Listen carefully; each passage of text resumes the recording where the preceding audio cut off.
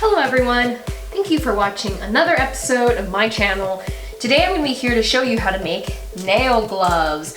Nail gloves are a great way to brighten up and just add a little bit of bling to any drag outfit that you want to accessorize. They're really fun and they're actually surprisingly functional too. I can do most of things with these gloves except of course use a smartphone.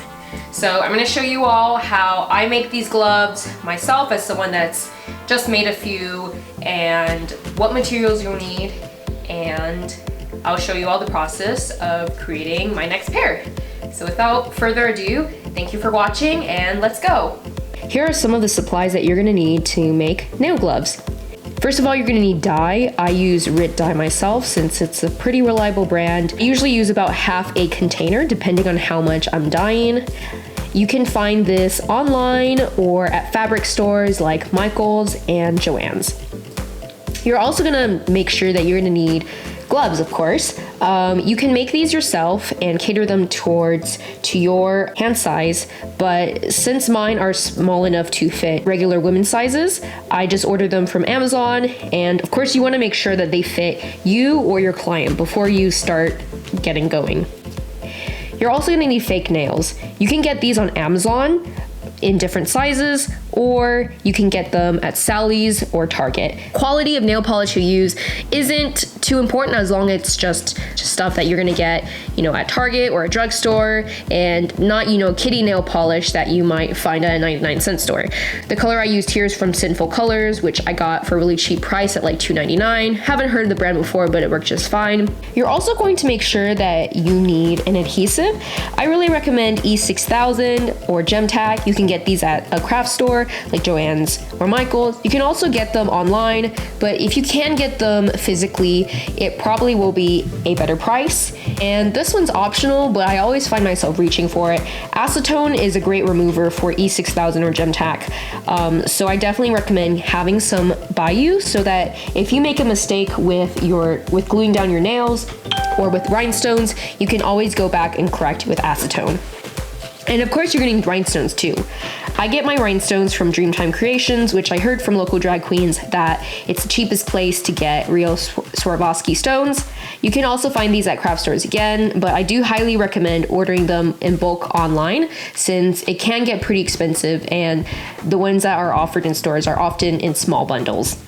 This little tool also helps. The original tool is called, I think, a crystal wand, but it helps you pick up rhinestones. I actually haven't found it too effective, but it does help with making sure that rhinestones don't slip away.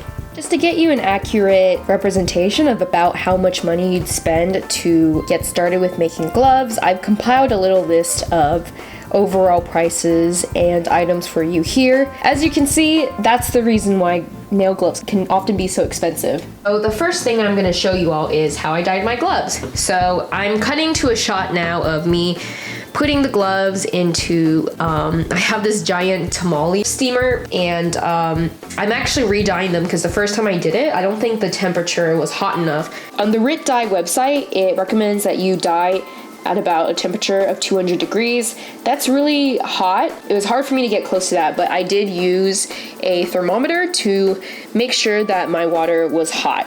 So you want to make sure to follow the directions. So for something like black dye, if it's not dyed correctly, it's not going to be the color that you want.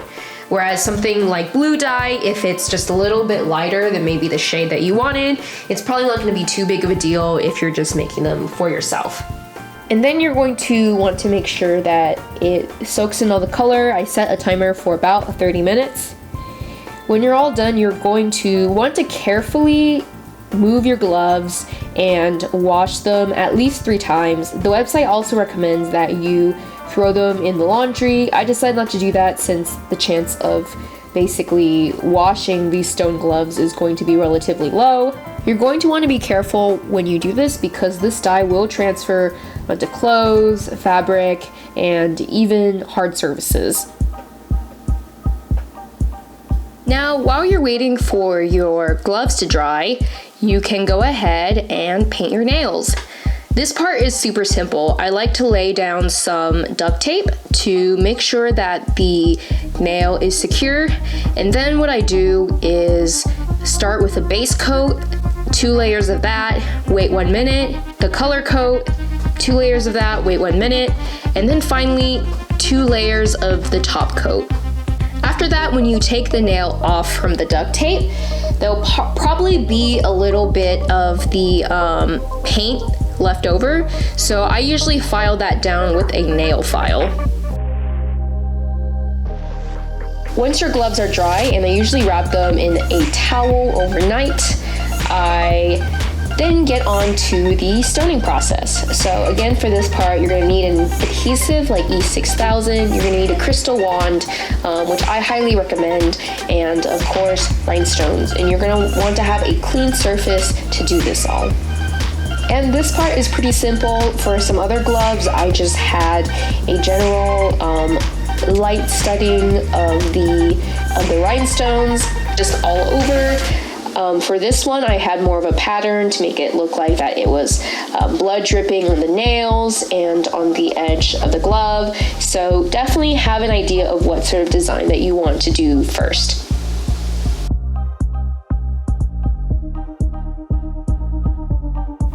So I got into making these gloves myself when I did ask people about the commission prices on gloves, and they were really high, which is fair because of the labor that goes into it. But I realized it would be more fun and kind of exciting if I made the gloves myself. So I decided to go and try it. The pair that I'm making here is my 4th pair of nail gloves, aside from the 2 that I've made myself and 1 pair that I made for someone else. As you can see now, I'm stoning my gloves. This whole part is fast forwarded, but I highly recommend taking your time and being gentle with yourself if you make mistakes.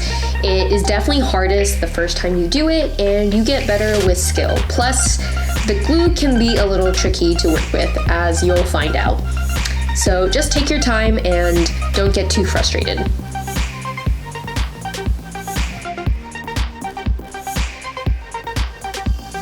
You might also have to put on the glove on your hand, even if you're making it for a client, just to make sure that when you wear the glove that it looks correct for your hand. One thing I noticed is that how the nails are gonna go on when it's flat is going to be misleading as compared to how the nails are gonna look on your hand when they're actually worn by you or by someone else. So I definitely recommend putting the nails on when you have your hand in there. Alright, so here is the finished product. Really loving this dipped in rubies, black glove moment.